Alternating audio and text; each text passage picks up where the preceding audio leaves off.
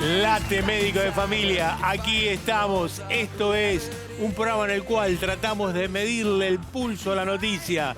Tratamos de darte la mejor información para que vos la tengas en casa y elijas cuál podés cambiar para estar un poco mejor. Y toda esa información te la damos sin gritos, sin órdenes, en pequeños, grandes cambios. Nuestro objetivo, lo que más nos interesa es estar cerca tuyo, poder ayudarte, poder acompañarte. Y eso lo hacemos a través de la tecnología. Antiguamente íbamos a la casa, nos sentábamos, hablábamos. Hoy a veces no tenemos ese tiempo. Por eso, un medio de comunicación me da la posibilidad para meterme en tu casa, en tu cocina, en tu dormitorio.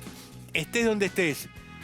¿Quién es esa voz cálida que todos los días te dice dónde tenés que escribir? Nuestra querida Vero Castañares. Hola, Vero. Hola, Doc. ¿Cómo estás? Ya estamos listos. Estés donde estés, mandanos el mensaje.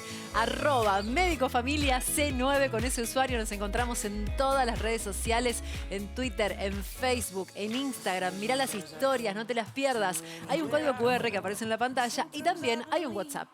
Que ya el WhatsApp te lo tenés que saber de memoria.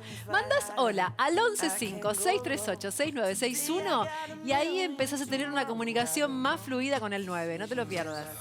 Es importante que nos dejes todas las consultas. Tal vez no te llevas bien con las redes sociales o no tenés redes sociales porque no te gustan, pero esas consultas que en pocos segundos voy a poner a empezar a responder ahí, si yo no las sé, las pregunto, las tenés que enviar a este mail. ¿Cuál mail, Vero? Correo electrónico facilísimo, claro, para que nos escribas. médicodefamilia@canal9.com.ar. Te estamos esperando. Dejás tu mensaje, tu consulta corta, no una epicrisis, no muy larga. Nuestro objetivo es poder ayudarte. Hoy es martes, es el día científico, el día de la ciencia. ¿Quién está con nosotros? Nuestra querida... Mi querida Ana Carrila Analía, no, pará, espera que digas algo. La Buenas psicóloga tardes. del servicio de médico de familia. Pensaste que me había agarrado un lapso, ¿no? No sabía qué hacer. Buenas tardes. ¿Cómo estás, No, como Ana? venías con lo de la ciencia, dije, ¿qué? Allá. Era como un doblez. No, bueno, pero el martes es un día en el cual estás vos, está Fabricio. Sí, hablamos como de esta parte, Hablaban ¿no? de, claro, de arriba, hablan de los comandos. de los comandos, Sí, exactamente. sí. Se Muy combina, bien, es de una los excelente comandos. combinación. Sí, muy lindo. Que vos que estás en casa te encantan los martes, así que aquí estamos. Lo Hoy, disfrutamos mucho, sí. ¿qué tenés, Ana? Bueno, hoy vamos a hablar, no como la semana pasada que nos reímos un poco, hoy vamos a hablar de un tema un poquito más serio. Vamos a hablar del estrés del cuidador. ¿Quién cuida a los que cuidan? Viste que en la vida siempre va a llegar un momento en el cual te va a tocar, a la mayoría de las personas, te va a tocar cuidar a alguien. A Sí. tu papá, a tu hermano, a tu tío, a tu abuelo o a tu hijo, que Dios no quiera, pero bueno, eso pasa y es muy frecuente. Claro, pasa cada vez más porque cada vez la población está más añosa. En casi todas las familias hay por lo menos 1 o 2 adultos mayores que van a requerir cuidados. Calculamos nosotros en un promedio de 3 a 5 años y somos muy buenos porque hemos visto casos de más de 10 años. Y bueno, eso es todo un tema de consulta, la mediana edad que está al servicio de algún ser querido. O sea, vos estás diciendo que tal vez en tu vida te va a tocar durante 5 o 10 años cuidar a alguien. Sí. Es todo un temón, ¿eh? Eso realmente es un tema. Son muchas las consultas y son muchas las familias con las que tenemos que trabajar. Nosotros decimos en adultos mayores que el paciente siempre son dos. El paciente visible y el paciente invisible o informal, que es el cuidador.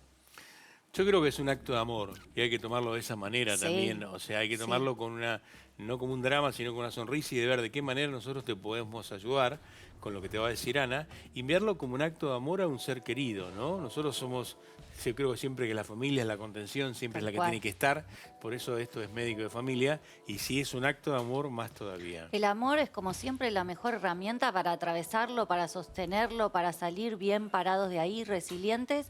Y también es importante para mí hacerlo visible para que esas personas que se llamen a sí mismas o no cuidadoras, sepan que son un montón y que hay mucho para hacer. Me encanta, Ana, me encanta que se va a hacer tremendamente útil a vos que estás en casa. Prestale atención lo que va a decir Ana. Por ahí no te toca hoy, o te está tocando, o te tocó, o te va a pasar. pero todos hemos tenido papás grandes que hemos tenido que cuidar o que hemos tenido que tomar una decisión de que tengan que ir a un lugar o que tengan que ir a un geriátrico o que tengan que ir a un cuidador. Todo nos pasa en la vida. Claro.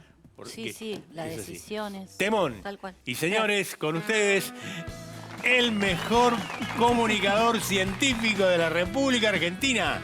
Vas a llenar un Maipo, mi querido, y me vas a decir que no. Esperemos que vaya alguien. Volveme a repetir, ¿qué días es en el Maipo? ¿Qué vas a hacer? El 5 de octubre, falta Falta muy muy poquito. poquito. Ya me está poniendo muy nervioso ella, porque me está diciendo ya llega. El 5 de octubre, en el Teatro Maipo, a las 8:30, vamos a hablar de ciencia en un teatro que es raro que hable de ciencia alguien en el Teatro Maipo.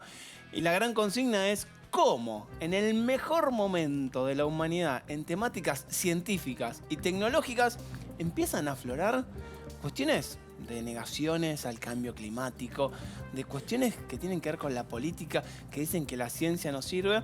Así que lo que vamos a hacer es una Te metiste ahí. introspección de qué hizo mal la ciencia. O sea, ¿qué hicimos mal? Pero de un lado Bueno, humorístico. no es una moda también un poco. La moda, o capaz que la ciencia es una moda. No, pero tal vez Que esperemos lo que que estar dure. en contra de la ciencia es como No una sé. moda. Bueno, yo me lo tomé para el lado del humor y vamos a intentar ver para qué sirve la ciencia, para qué está buenísima y para qué otras cosas a veces pensamos que sirve y no sirve. Y Me cómo encanta, me discutimos. encanta. Así que va a haber muchos experimentos en vivo, la gente va a tener que votar, va a estar divertido. Tiene mucho humor y un pensamiento crítico basado en ese humor.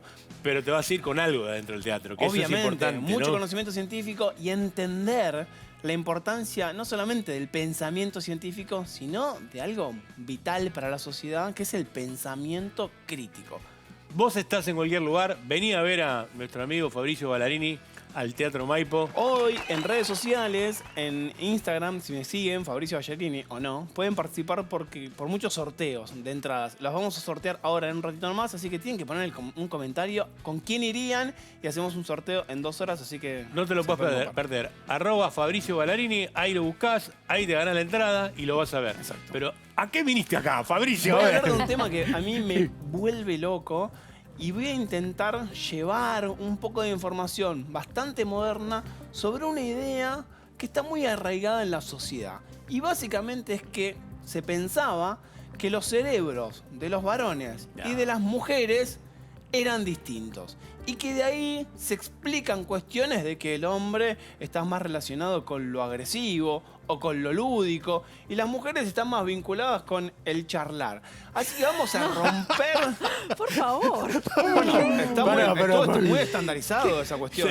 O sea, nosotros agresivos y ellas hablan. Ellas hablan muchísimo, que pueden procesar más palabras. Hay muchísimos papers que decían eso. Así que vamos O sea, a... que había evidencia científica que la mujer habla más. Sí, terrible. Sí. Sí que. A priori... ¿Habla más o no No te que habla más? hablemos más, pero no Hablamos solamente más. enfocadas en eso. O sea, Hablamos más, sí, hablamos Bueno, más. vamos No, a pero- romper con esa idea Vamos, muy bien, desde el lado rompiendo científico. Claro. En algunos casos va a haber mujeres que hablen más que los hombres o que varones, y en algunos casos va a haber más varones que hablen más varones que mujeres, así que vamos a analizar eso. Diferencia entre el cerebro del hombre y la mujer, sumado a ese amor que le pones para cuidar a alguien en tu vida. Fantástico. Vamos a la trivia del día de hoy, Vero. Sí, vamos a la pregunta que hacemos al comienzo de cada programa. La de hoy tiene que ver con la historia. Para que te quede este dato, para jugar, tenés que entrar ya a el9.com.ar y la pregunta es la siguiente. ¿Qué médico es considerado uno de los fundadores de la nefrología pediátrica en Argentina? ¿Es Ramón Exeni? ¿Es Jorge Odón o Abel Albino? Ahí están las 3 opciones, las 3 fotos de los médicos, así que ya podés empezar a jugar con nuestra trivia. Es muy importante la especialidad en nefrología, ¿no? O sea, aquella persona que te cuida los riñones, aquella persona que decide si tenés que prevenir de ir a una diálisis. Hablamos mucho con el tema de Silvina Luna durante estos días con el tema de la diálisis y los nefrólogos. Es una súper especialidad realmente muy importante. Ayer tuvimos un día enorme con Tati Siniger, nuestra cirujana plástica, sobre mamas. Y no queríamos dejar de recordarte cuándo vos debés hacerte la mamografía, porque es vital, porque es la única manera de prevenir un cáncer y de curarlo de mama. Vamos a verlo. ¿Sabías que la primera mamografía debes hacértela antes de los 40 años? Y si tenés algún familiar con cáncer de mama, lo recomendable es practicarla antes de los 30 años. Una mamografía es una imagen de rayos X de los senos. Los profesionales de la salud usan mamografías para buscar signos tempranos de cáncer de mama. Hay dos tipos de mamografías, de detección y de diagnóstico. Cuando se hace una mamografía, la persona que será examinada se para frente a una máquina de rayos X. El radiólogo coloca un seno entre dos placas de plástico, cuya función es presionarlo y aplanarlo. Sin dudas, esto puede resultar molesto, pero ayuda a obtener una imagen más clara. Una mamografía anormal no siempre significa que haya cáncer. Deberá realizarse mamografías, pruebas o exámenes adicionales antes de que su profesional de la salud pueda asegurarlo. También es posible que la refieran a un especialista en mamas o un cirujano, pero no significa necesariamente que tenga cáncer o necesite cirugía. Estos médicos son expertos en el diagnóstico de problemas de las mamas. No te olvides de hacerte una mamografía, al menos una vez al año.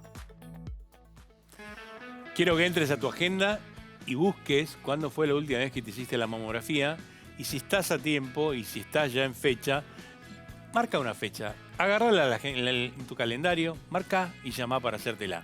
Vamos al consultorio, que es una de las secciones que más me gusta, Vero. Vamos, Doc, a ver las preguntas que recibimos hoy a través de las redes y del correo electrónico. Hola, Doc, dice Mirta, soy hipertensa, necesito saber si el jengibre hace mal para la presión. Qué buena pregunta, Mirta. El jengibre a mí me encanta. Y te voy a decir algo, sí, tiene una relación con la presión arterial. Escuchá y prestá atención. El jengibre, esa raíz que tiene ese gusto tan particular, si baja la presión, se utiliza para el descenso de la presión. Porque en el sistema de la presión tenemos unos canales que se llaman canales de calcio. ¿Qué hace el jengibre? Los bloquea, entonces las arterias se empiezan a dilatar un poco más. Es fantástico, es fantástico. Pero hay una salvedad que es muy importante. Imagínate que vos sos una paciente, Mirta, que sos hipertensa, y tomás un medicamento que tiene el mismo mecanismo de acción que el jengibre. ¿Qué pasa? Potencia el jengibre ese mecanismo de acción que tiene la droga que vos tomás. ¿Cuáles son las drogas que potencia el jengibre? Esa cosa tan rica que si te gusta, se llama, te voy a dar uno de enorme comercial, que es el Adalat. Son los bloqueantes de calcio. Adalat, nifedipina, amlodipina, bloquean. Entonces, si vos tomás esos medicamentos con jengibre, te podés marear, te puede bajar un poco más la presión. Pero es una raíz milenaria que se utiliza muchísimo para muchas cosas. Entre ellos tiene un beneficio para la presión arterial. No es que tenés que dejar el medicamento para la presión porque tomás el jengibre. No, tomá el jengibre porque te gusta, tomá la medicación y tené cuidado si tomás bloqueantes de calcio, como puede ser el Adalat, la nifedipina, la amlodipina. Vamos a la próxima, Vero. Próxima consulta de la tarde de hoy, la de Nico. Dice, a mi papá, que tiene 59 años, le detectaron hígado graso. No cumple la dieta y todos los días le duele la cabeza porque se le sube la presión. ¿Qué debo hacer?, pregunta Nico. Nico, tranquilo, dos cosas por un lado y otra cosa por el otro. Una cosa es el hígado graso y otra cosa es la presión arterial y otra cosa es el dolor de cabeza. Mandaste en una pregunta tres cosas juntas. El hígado graso lo tiene el 30% de los argentinos. Todos los que están acá, de algunos que están acá, debe tener un poco el hígado graso. Y eso hay un hígado graso alcohólico y un hígado graso no alcohólico. El hígado graso no alcohólico es muy frecuente. Personas que no toman alcohol, no tomaron nunca alcohol y tienen el hígado graso. Epa, ¿qué pasa? ¿Por qué? Porque hay el azúcar, se metaboliza en el hígado y hay un componente que se llama jarabe de maíz de alta fructosa que se descubrió en la década del 60, que es mucho más barato que el azúcar. Claro. Y es un componente muy frecuente en los alimentos dulces. Y en el único lugar donde se metaboliza es en el hígado. Y por eso genera el hígado graso. Cuando vas al súper, fíjate que no diga jarabe de maíz de alta fructosa. Es importante que se cuide tu papá, que haga la alimentación correcta, que baje de peso si es obeso, que no tome alcohol, porque es muy importante que el hígado graso no lo tenga presente, porque me va a decir, es joven, tiene 59, que a los 69 puede llegar a tener algo cardíaco. Entonces hay que cuidar ese hígado. Y con el tema de la presión, tenés que controlarla. El dolor de cabeza puede ser otra causa. Es muy poco frecuente que la presión arterial te dé dolor de cabeza. Así que, papá de Nico, tenés tres tareas. Tener menos estrés para el dolor de cabeza, controlarte la presión con medicación y atente al hígado graso, bajá de peso, tratá de comer con menos azúcar, menos dulces y cuídate por ahí. Vamos a la próxima, Vero. Médico de familia @canal9.com.ar. Tenemos la próxima consulta de hoy. Es la de Carolina. Buenas tardes. Tengo casi siempre presión 14.1. Me tienen que dar medicación. Me dijeron que se eleva por cefalea tensional. Pregunta si esto puede ser así. Esto es así, si yo te piso el dedo, te sube la presión. Es una cosa lógica. No es que te sube la presión porque te piso y después me pide el dedo. No, no. Indudablemente, lo tensional puede generarte un poco que te incremente la presión, pero esperá, no todo el mundo que tiene cefalea tensional le sube la presión. Vos tenés una predisposición, tal vez genética, de que esa arteria, ese vaso que tenés ahí, que ese vaso sea sensible y que tengas presión elevada. 14 de máxima no es alta, pero sí tiene que estar por debajo de 14. 3 cosas te digo. Empezá a caminar, hacé actividad física, movete un poquitito, ponete las zapatillas, los zapatos, salí a dar una vuelta, da la vuelta a la manzana, empezá a caminar un poquitito. Eso te va a ayudar. Sacale un poco la sal, no le agregues sal a la comida. El pan, los quesos, los fiambres y los caldos de cobitos, sacalos, lo podés sacar un poco. Y tercero, haz algo que te guste, haz algo que te divierta, haz algo que te genere ocio, no hagas nada, haz algo que te agrade, sentate algo que te agrade, no estés desconectada, algo que te llene, algo para vos, algo que te guste. Eso te va a bajar un poco la tensión. Vamos a ver la próxima. A ver, la próxima consulta, la de María Inés, dice que acaba de cumplir 71 años, hace bastante actividad física, tiene 2 stents, necesita saber si por eso tiene menos años de vida. Después de unos años, ¿hay que cambiarlos? No, tenés muchos años de vida, mi querida María Inés, quédate tranquila. Los stents que se colocan tienen años de vida, no se restenosan, vas a tener muy bien. La actividad física es realmente muy importante, realmente muy importante que la estés haciendo.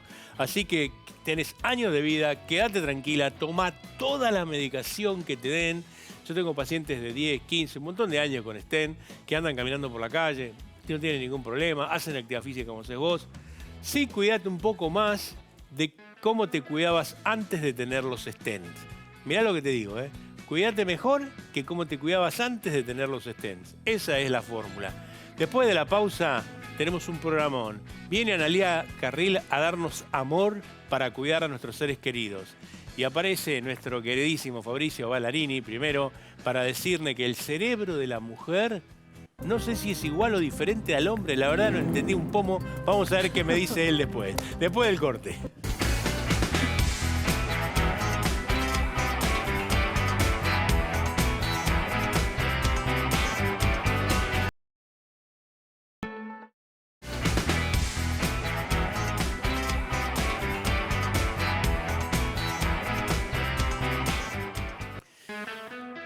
Después de casi 2 años y más o menos 8 meses de programa, nunca hablé de COVID, después de hablar durante toda la pandemia.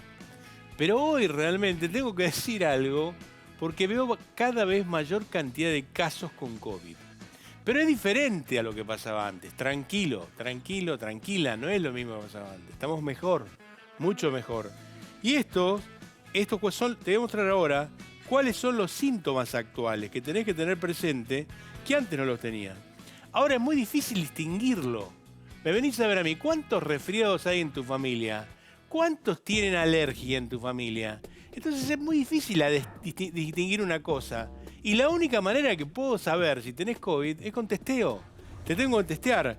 Y el problema que hay es que no se testea en todos lados. No es como antes que vos ibas a la cancha de San Lorenzo, había un testeo en todos lados. No hay ahora. Entonces es muy difícil de distinguir y la única manera es con testeo. ¿Qué pasa hoy? Esto es que es más leve y esto es importante tenerlo presente, es mucho más leve que antes. Y se concentra en la vía respiratoria esa resfrío, ese catarro, esa tos que acabas de escuchar. Eso puede llegar a ser COVID. Eso es lo que se busca. ¿Me entendés? Eso puede ser. Pero en realidad cambió totalmente la situación. Antes, esa tos seca que tenías antes, eso, Joaquín me dice que yo le contagié el COVID en un momento ayer y tiene esa tos seca de COVID prolongado. Puede ser, pero ya no está más. Ni tampoco el problema de olfato. Ya no, el COVID no genera ese problema de olfato, pero sí da esto. Congestión, fíjate, ponela a pleno, Oscar, esa placa. Congestión, estornudos, goteo nasal, ese también, eso fue. Dolor de garganta, la dolor de garganta también es muy fuerte y sensación de quemazón. La cosa cambió y puede ser que con estos síntomas tengas COVID. Y vas a ver, hace muy poco, ¿me querés preguntar algo, Vero? Sí, te quiero preguntar entonces, ¿no es erróneo, no está mal si yo tengo alguno de estos síntomas y viajo en el transporte público, usar el barbijo? Totalmente de acuerdo. Hay situaciones en las cuales, si vos sos una persona vulnerable, si tenés algún tipo de, digamos, enfermedad concomitante o tenés algo inmunosuprimido, tenés que andar con el barbijo. Y esto, la gravedad es mucho menor. La gravedad, esto hay que tenerlo presente, la gravedad es mucho menor. Yo soy una persona tremendamente optimista después de pasar tanto tiempo.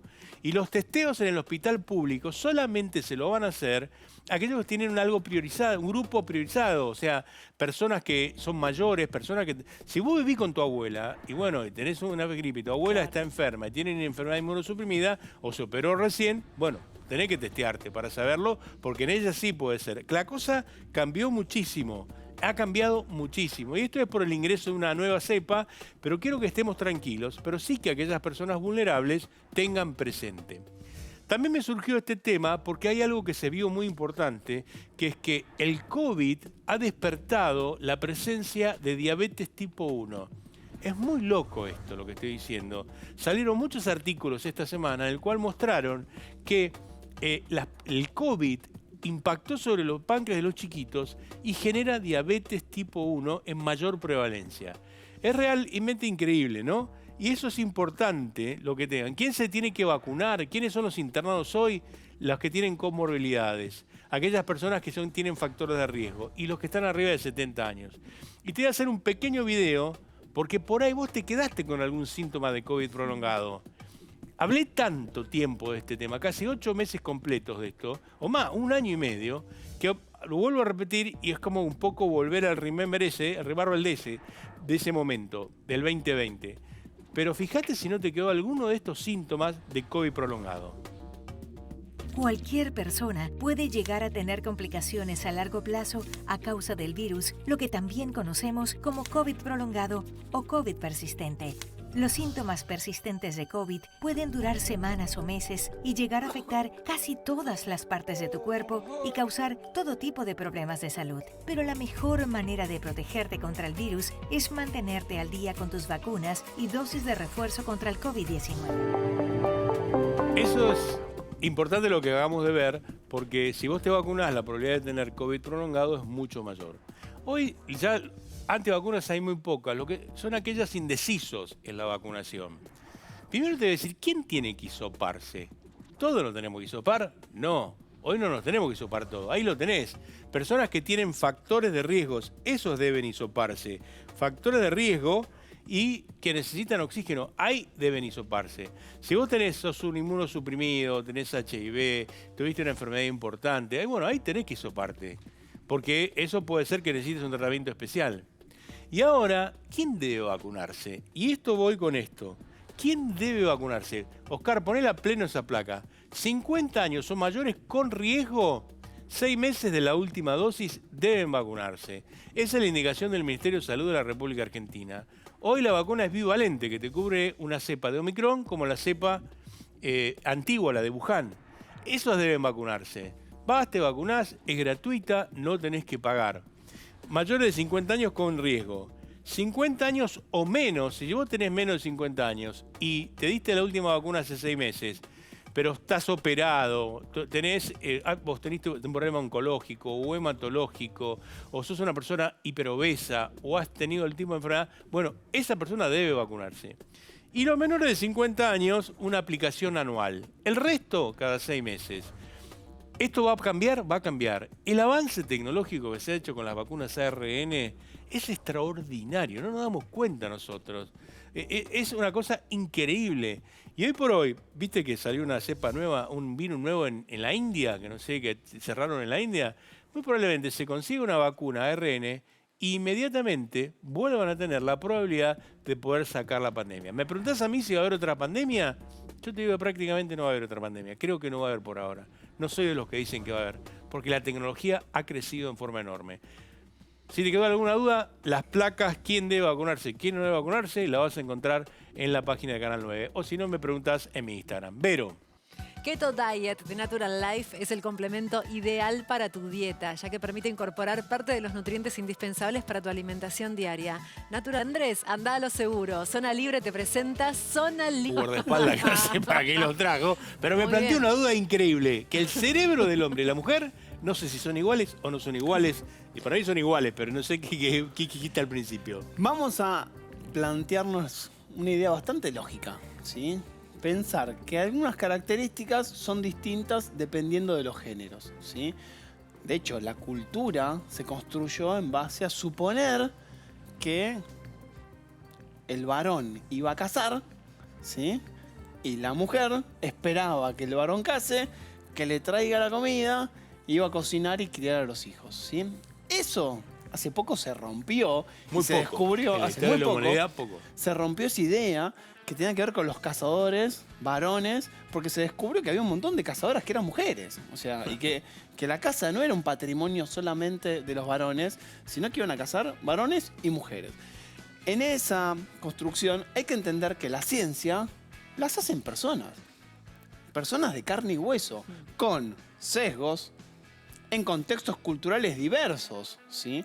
En sociedades que tienen sus opiniones, sus cuestiones, y que también esas personas, por más formación científica que uno tenga, pueden tener limitaciones metodológicas, se pueden equivocar, pueden estar viendo una parte de la porción de la verdad que quizás es Que distinta. esté sesgada, digamos. Tal cual. Entonces vamos a contar una historia que es muy novedosa, ¿sí? Probablemente sea la primera vez que escuchen esta idea. Estoy Es mu- ansioso, ya estoy ansioso. A ver. es muy novedosa y que rompe, no con una idea cultural solamente, rompe con las evidencias científicas que había hasta hace 5 años, ¿sí? Y hasta hace 5 años que decían. Lo que se planteaba hasta hace 5 años es que los varones y las mujeres eran buenos en patrimonios distintos. Había muchísimos estudios que lo que planteaban era que los varones eran muy buenos en los mapas, en las ubicaciones, en la memoria espacial. Hay decenas y decenas de papers que plantean que los varones son un poco más buenos que las mujeres en la ubicación, ¿sí? Leyendo un mapa. Eso, en la actualidad, con la cantidad de GPS que hay, no tiene ningún sentido. Y si fuese un valor, no es un valor evolutivo. No es que el varón iba a cazar porque era bueno teniendo mapas, porque en esos momentos no había mapas, ¿sí? Claro.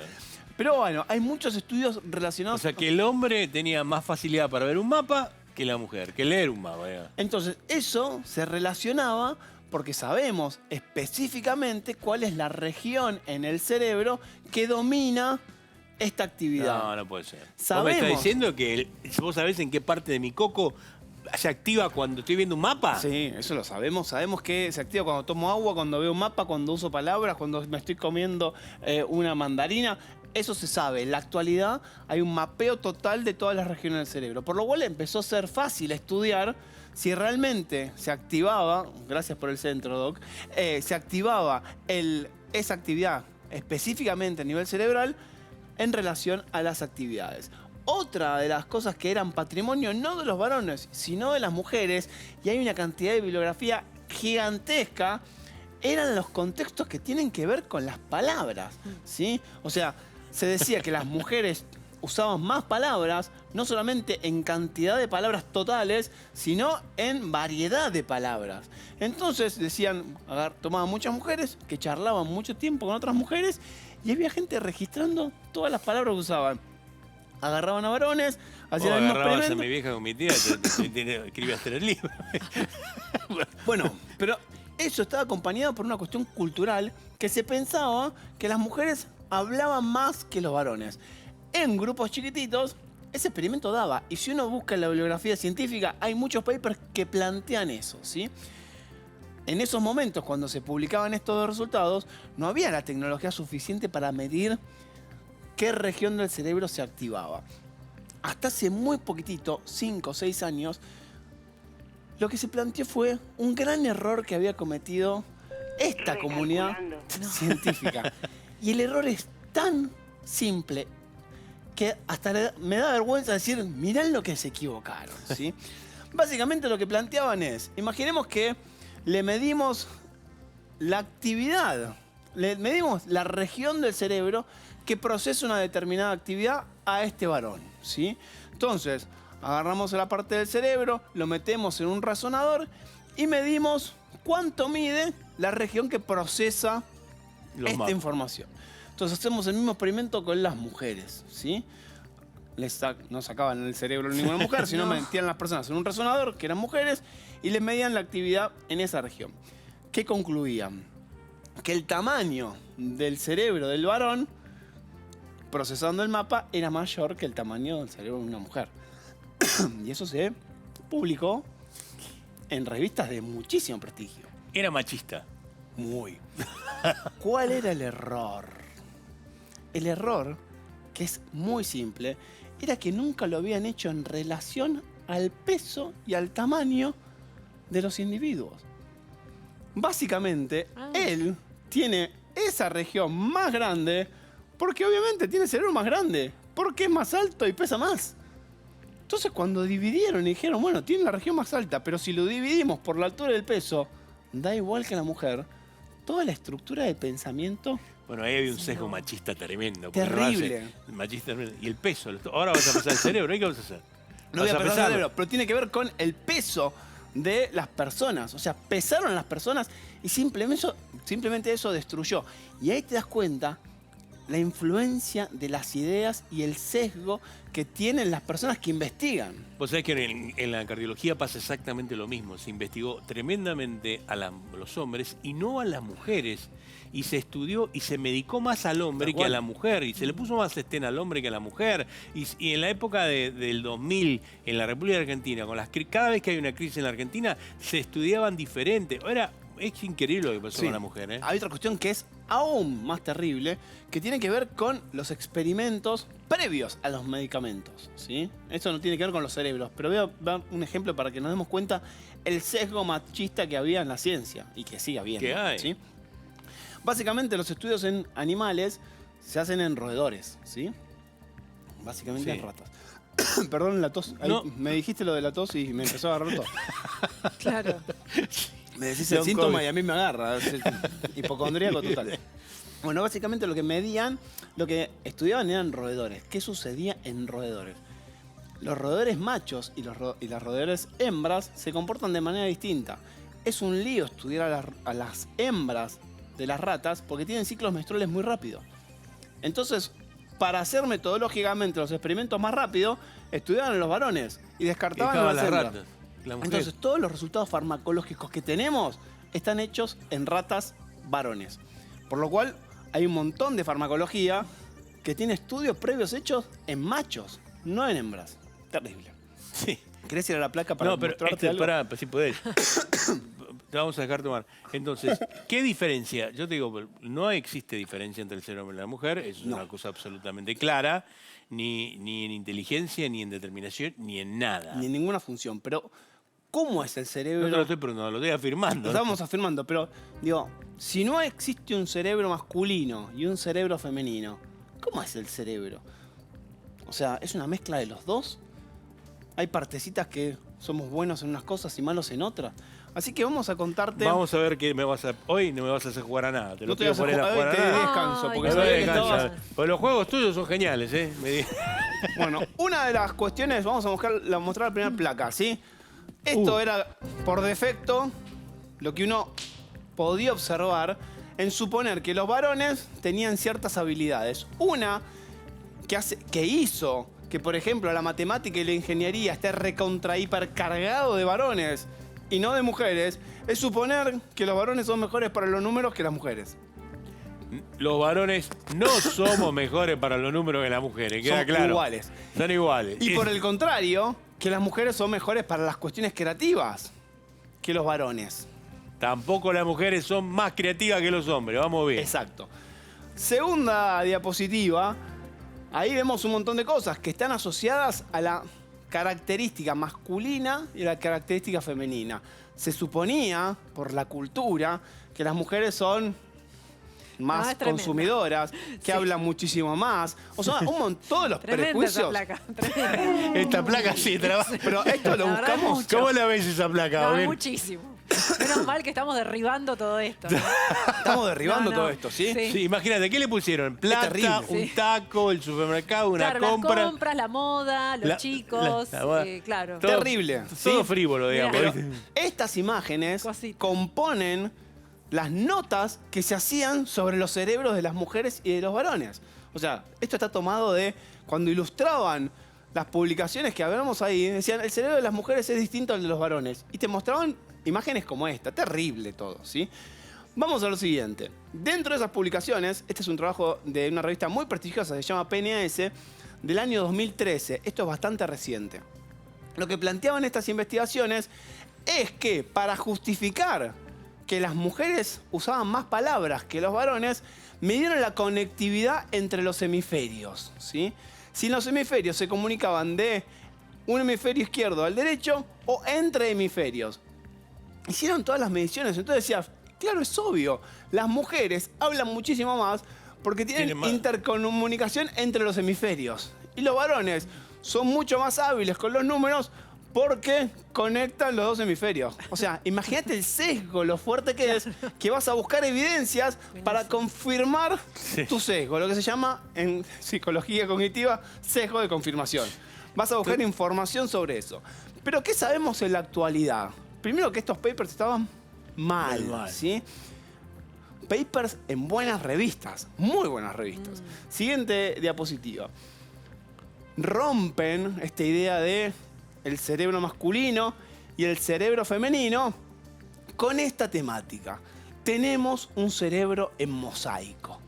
¿Qué significa un cerebro en mosaico? Cuando vos ves una vereda, ves todas las veredas iguales, ¿sí? Es muy distinto a observar una vereda que sea un mosaico, con distintos colores, ¿sí? En realidad no existe un cerebro masculino y un cerebro femenino. Existen cerebros que son un poquito masculinos en algunas cosas y un poquito femeninos para otras, dependiendo de las regiones. O sea que yo tengo un pequeño cerebro masculino y un pequeño cerebro femenino. En una característica, por ejemplo, en el habla. Quizás tu cerebro está más cercano al dogma femenino en el habla, pero está más lejano en lo lúdico. Entonces, la premisa es que si a vos te sacamos el cerebro y lo observamos, y le sacamos el cerebro a Vero y lo observamos, no podríamos distinguir en base al cerebro de qué género son. Vos tendrías un cerebro mezcla de partes femeninas y partes Y masculinas. ella lo mismo. Y Vero lo mismo, ¿sí? Qué bárbaro. ¿Cómo hicieron ese estudio? Siguiente, porfa. Tomaron todas las regiones del cerebro, están representadas en colores, en cuadraditos, todas las regiones vinculadas con actividades y conductas, ¿sí? Entonces, tomaron la conducta de hablar y se fijaron en el cerebro y lo midieron. Entonces observaron que si el cerebro era todo azul, iba a ser masculino, y si era todo rosa, perdonen, iba a ser femenino. ¿Sí? Bueno, lo que vemos acá es que, gracias Doc, me cuida. Súper agradezco. A todos. Lo que observamos acá es que tanto el cerebro masculino como el femenino es un mosaico de actividades y de conductas distintas. En la próxima diapositiva lo vamos a ver mucho más claramente. Por ejemplo, ¿sí? Esto es una curva de Gauss. Gauss. ¿Qué significa? Esto es en matemáticas muy común, pero que la mayoría de las personas, Están en para el- determinada característica, por ejemplo, estábamos hablando de hablar, o lo lúdico, o la violencia, o la agresividad. Lo que observamos es que la mayoría de las personas se comportan en el en las medio. máximas, ¿sí? Bueno, acá lo que observamos es que en azul es en promedio cuántas personas son muy agresivas o violentas. En rosa es cuántas personas son, o sea, cuántas mujeres o cuántos varones son agresivos y violentos. Fíjense que se solapan completamente. Entonces no podríamos distinguir un cerebro en base a una característica de conducta. Significa que hay muchas nenas, por ejemplo, que son igual de violentas o agresivas que muchos varones. Y hay muchos varones y adolescentes que hablan igual, la misma cantidad de palabras que sus compañeras. Acabas de romper todo un mito, Todo. de un mito el cual el cerebro de hombre y mujer es igual, chicas y niñas tan agresivas como varones. Este es lo que rompimos, ¿sí? Básicamente pensábamos Cerebro rosa que existía un cerebro rosa y un azul. y uno azul. Pasamos a pensar que nuestro cerebro Es fantástico. es una composición de partes rosas y parte azul, de forma indistinguible. Les digo, si quieren aprender mucho este tema, en Argentina hay una investigadora que la pueden seguir, tiene una cuenta en Instagram que se llama Tomátelo Conciencia. En la pandemia ayudó muchísimo Sí. a acercarlo. Se llama Florencia La Bombarda, sabe muchísimo este tema. Yo aprendí todo lo que les conté hoy en varias charlas que tuve con ella. Así que sigan a la cuenta Tomátelo Conciencia. Florencia va a sacar un libro que se llama Cerebros en Mosaico. Así que, bueno, es un tema hermoso para contar. Espectacular. Perdón ¿Sabés la qué tos. No, Después me por favor, revisás el- sí. ¿Sabés qué me aprendo con esto? Que, bueno, en la medicina hemos cometido errores importantes en la investigación, en el tratamiento, en el hombres y mujeres. Y en base a lo que él está diciendo, lo viví yo en la cardiología desde hace 40 años. Recién ahora estamos viendo y hablando en cardiología del corazón de la mujer. Gracias, Fabricio. Gracias, Doc. Vamos, Vero.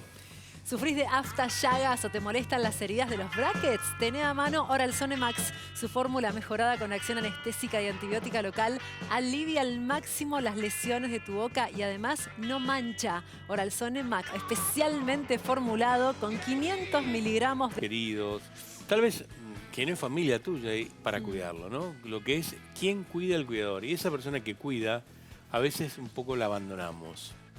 Sí, sí, hoy la idea es hacer visible esto. Para mí, dentro de lo que es la geriatría, es bueno, obviamente, es un trabajo enorme que hay que hacer con los familiares, pero no solo en las personas añosas, también en discapacidades, que a veces quedan en las familias o nacen discapacidades o quedan postraumáticas y hay una persona que empieza a ser dependiente y junto con ella otras personas que les cambió la vida. Y como decimos siempre, ¿no? Cuidar al que cuida es que el que es cuidador primero se reconozca como cuidador y después que incorpore todas estas herramientas para ayudarlo, para ayudarse a sí mismo o ayudar a otros.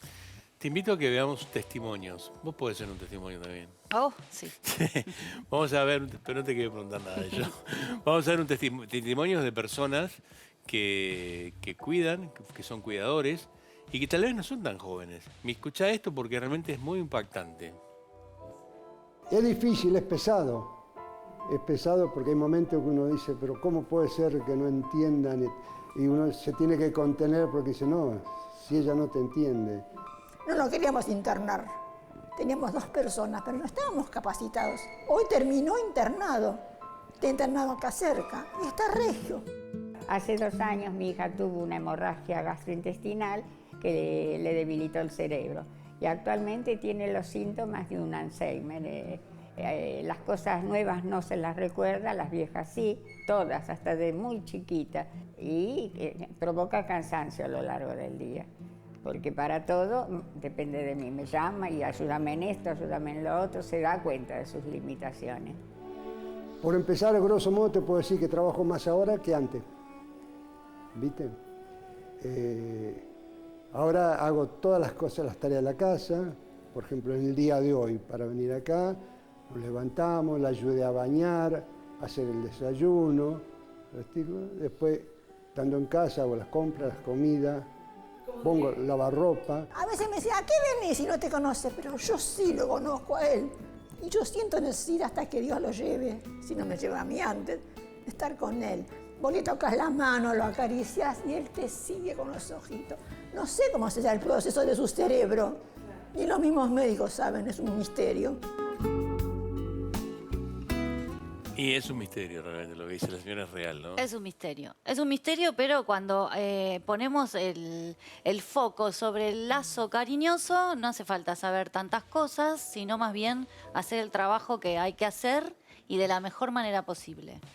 Es importante que digamos que hay los cuidadores en general, los informales, aparecen en la familia, digamos, espontáneamente para cuidar a alguien cuando aparece un problema. Y después están los formales, que son personas que nos ayudan y que por ahí tienen un sueldo por eso, pero en ambos el estrés aparece si no intercalamos esos tiempos con un montón de cosas terapéuticas y sobre todo ocio. Yo tengo el caso particular mío. Cuando mi papá falleció muy joven, cuando éramos muy jóvenes con mi hermano y yo, 2 varones, que también se complica el tema. Y después mi mamá se enfermó mal, tuvo un tumor en la cabeza, se operó, no quedó bien. Lo cuento porque me pasó a mí particularmente.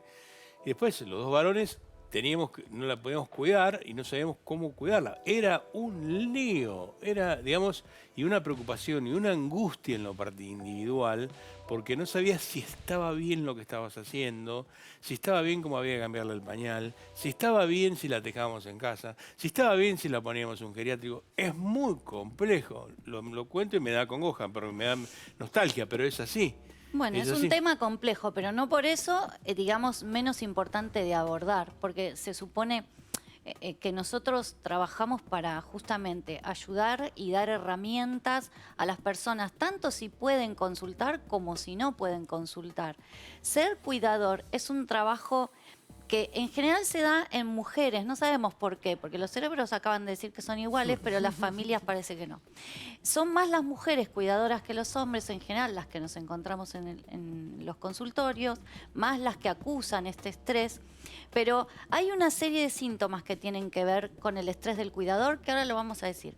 Una cosa importante que me gustaría que quede de recuerdo, ya que tenemos este espacio genial al aire, es que socialmente la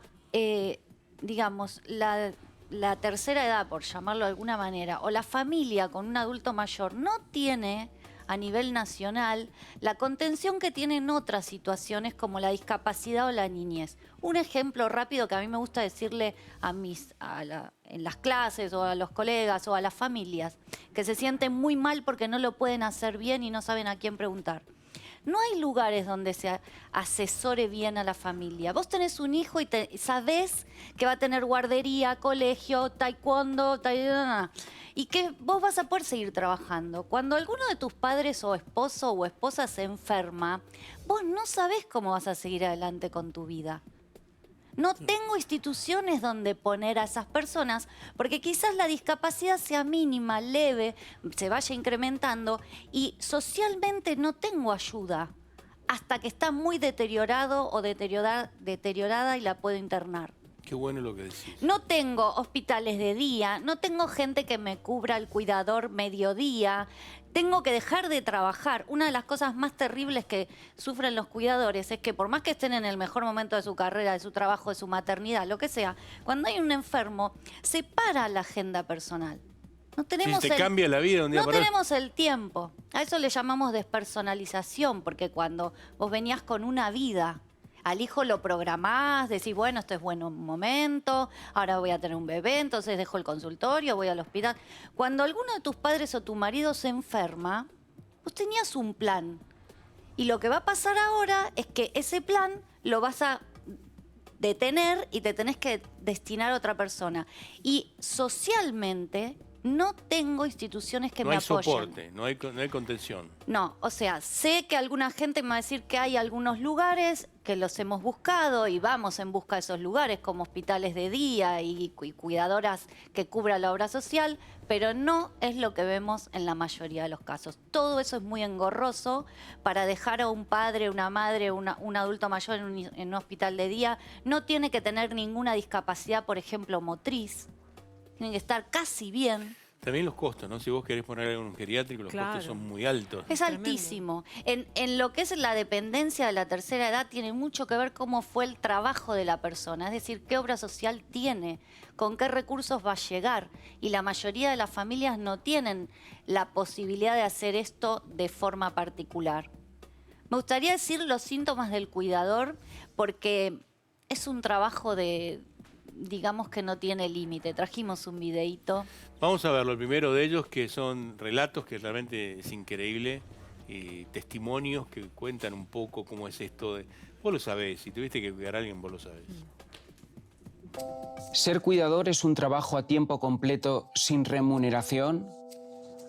Totalmente, ser cuidador de una persona con Alzheimer es un trabajo a tiempo completo, de 24 horas al día, 7 días a la semana. Estés bien o estés mal, estés sano o estés enfermo. No me puedo poner malo, joder, no me puedo incluso ni morir. Y sin ninguna remuneración. Pero remuneración económica, ni moral, ni nada. No, ni una palmadita en el hombro. Mis días son de 50 horas. 50 horas. No tengo tiempo para mí, para nadie. No, solo para Ana y para mis hijos. Durante los 6 años que estuve cuidando, solo tuve una semana de vacaciones. Porque no podíamos coger días. Yo tengo jubilado, puedo estar al lado de ella y bueno, pues lo llevamos bien, de momento. Es un trabajo que no está ni remunerado ni realmente reconocido por los gobiernos de los países del mundo. El cuidador no está entendido en nuestro país. Cuidadores ahora mismo hay más de 1 millón y en muy pocos años va a haber 2 millones. ¿Cómo te cambia la vida cuando te conviertes en cuidador? Bueno, la vida te cambia fundamentalmente porque pasas a tachar tu agenda. Todos los días son los mismos. Yo nunca entré en la cocina para hacer nada más que para beber agua o para nada, ni ponía la mesa ni hacía nada en casa. Yo siempre estuve trabajando y casi siempre fuera, además.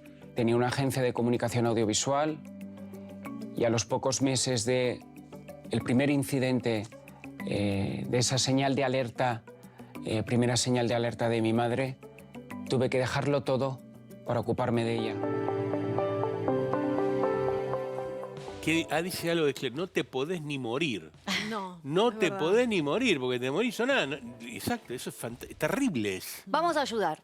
Síntomas del cuidador. No nos detengamos con la muerte.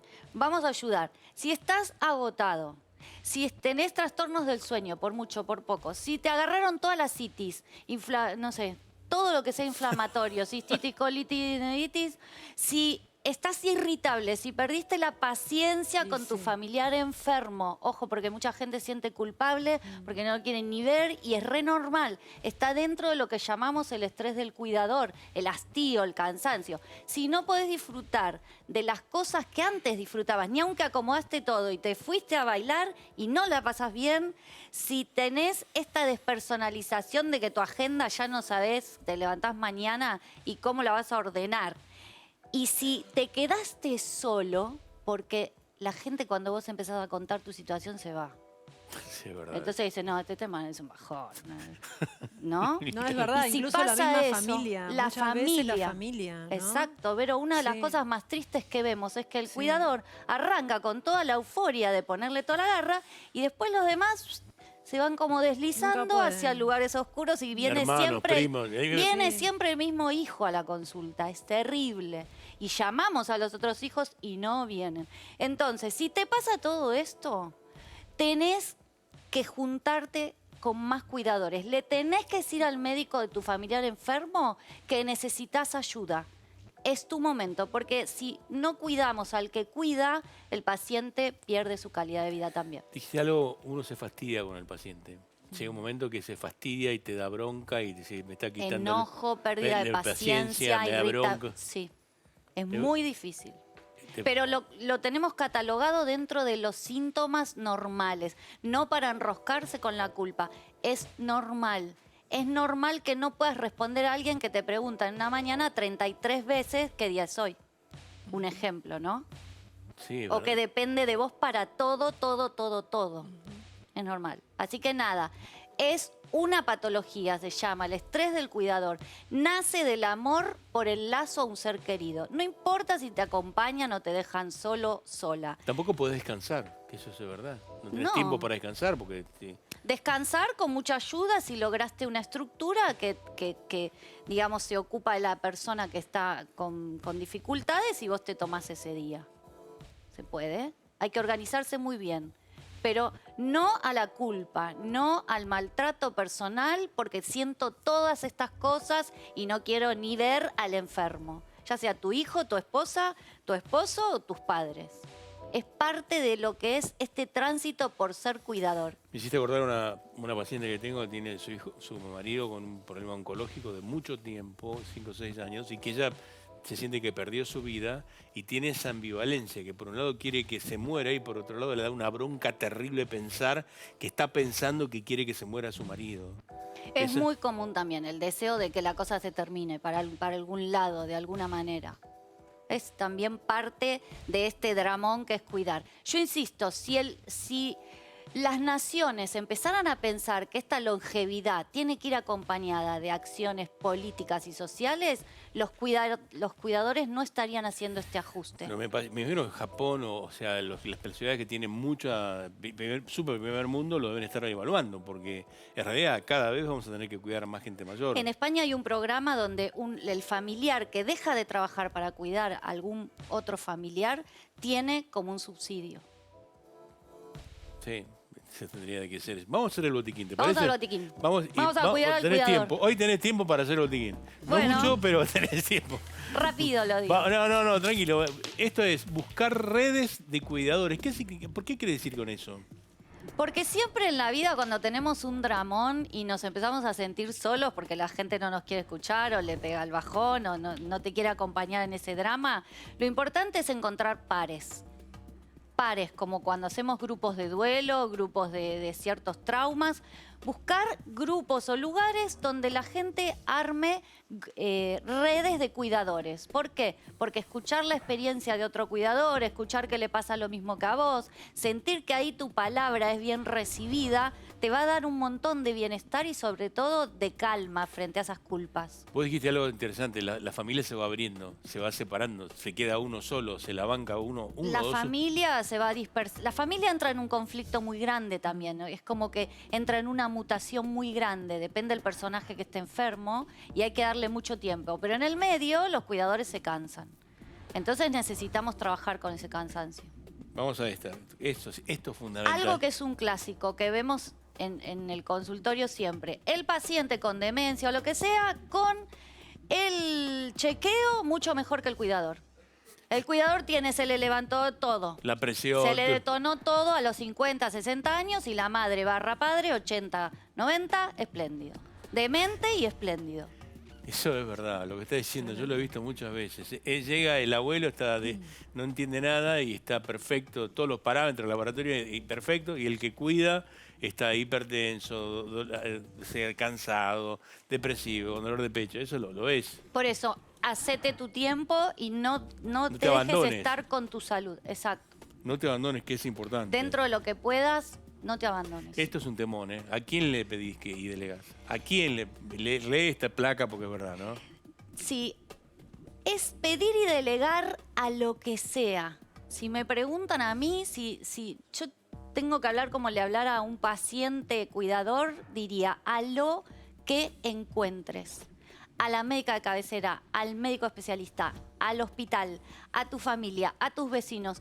Pedir es importante porque es parte de reconocer que vos no podés con todo esto y de algún lado va a venir la ayuda. Sí, es difícil. O sea, ¿pero qué pedís? ¿Pedís tiempo? Todo, tiempo. Pedís tiempo para vos tener tiempo. Claro, pedís tiempo. Pedís tiempo, plata. Yo he pedido a algunos pacientes que he llamado a los hijos y decir, ok, no tenés tiempo, plata para tu hermano.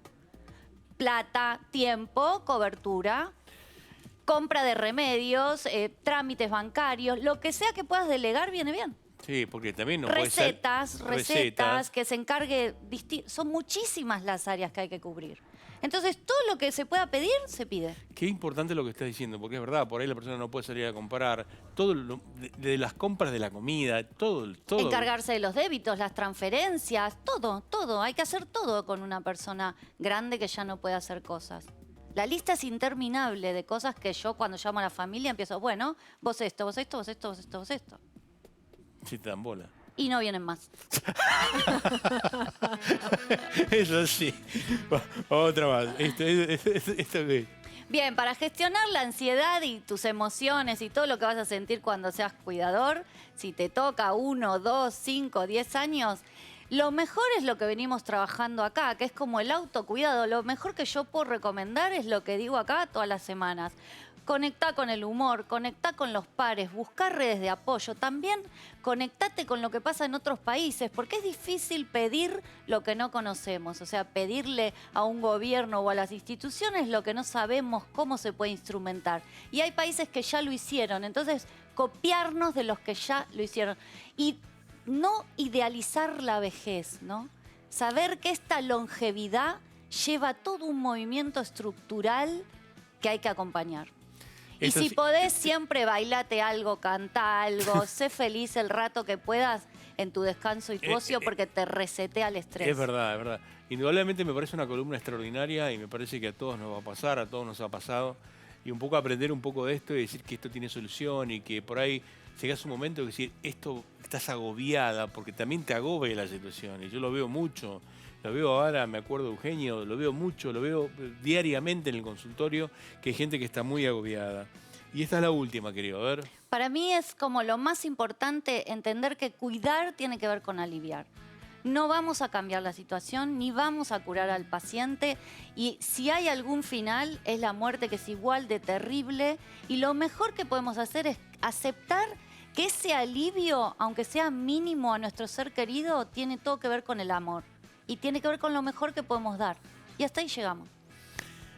Me encantó. La verdad que es una columna lindísima. Muchas gracias. Pero no te vayas, quédate acá que tenemos que hacer... Vero, a ver, ahí estamos con Vero. El municipio de La Matanza cuida la economía de las familias. Las vecinas y vecinos cuentan con puntos de abaratamiento en todo el distrito, con una amplia variedad de alimentos de primera calidad y con precios hasta un 50%. Parece bárbaro la pregunta que hicimos al comienzo del programa. ¿Qué médico es considerado uno de los fundadores de la nefrología pediátrica en Argentina? ¿Es Ramón Exeni, Jorge Odón o Abel Albino? ¿Cuál de las tres opciones? Es el doctor Ramón Exeni. La nefrología es una especialidad muy, pero muy interesante, muy linda, en el cual cuida a nuestros riñones. Muchas veces a los riñones le damos la trascendencia y la importancia que tienen y acá tratamos de dar mensajes para cuidarlos. Tratamos de evitar que una persona tenga problemas renales, tratamos de evitar que esa persona llegue a diálisis. Es una especialidad realmente fantástica y Ramón fue uno de los más que ha trabajado muchísimo en todo lo que es la parte nefrológica. Tuvimos un programa muy lindo, nos dimos cuenta que el cerebro de la mujer y el cerebro del hombre es compartido, que yo tengo gran parte de mujer y ella tiene gran parte de hombre, y Vero exactamente lo mismo, que Fabricio dio una clase absolutamente magistral. Y acá con Ana tratamos de entender a aquellas personas que cuidan a personas, que para nosotros es fantástico y me siento muy orgulloso de poder mostrar esto en la televisión argentina en forma abierta. Algo que sirva, algo que es útil. Y nos metimos en tu casa y te dimos una mano a muchas personas seguramente en el día de hoy. Y yo siempre termino con esto. Quiero cuidar a tu corazón. Quiero que tengas un corazón sano. Y la única manera es cuidarlo.